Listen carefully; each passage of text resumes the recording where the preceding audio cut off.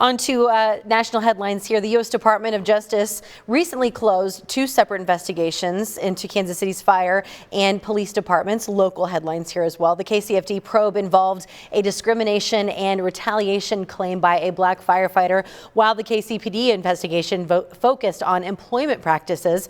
Both investigations concluded in this past week. The Associated Press obtained a memo indicating that incoming Justice Department leaders have ordered a freeze on civil rights cases.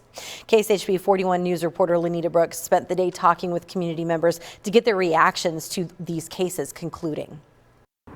With the recent dismissal of two federal investigations into Kansas City's fire and police departments, one community group says they're not at all surprised due to the current climate of our administration. I would be shocked if it didn't have everything to do with that. Doug Schaefer is the Criminal Justice Task Force Chair for More Squared.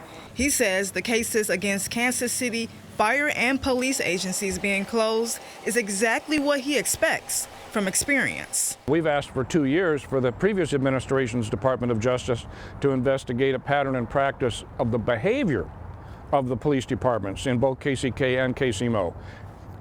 We didn't get an answer.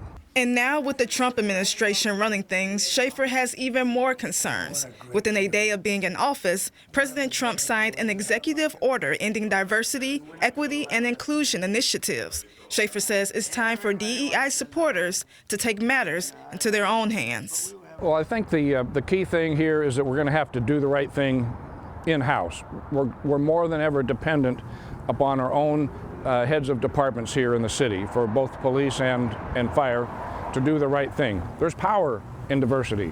Schaefer thinks KCPD being under control of the state does not help. He wants local control for KCPD.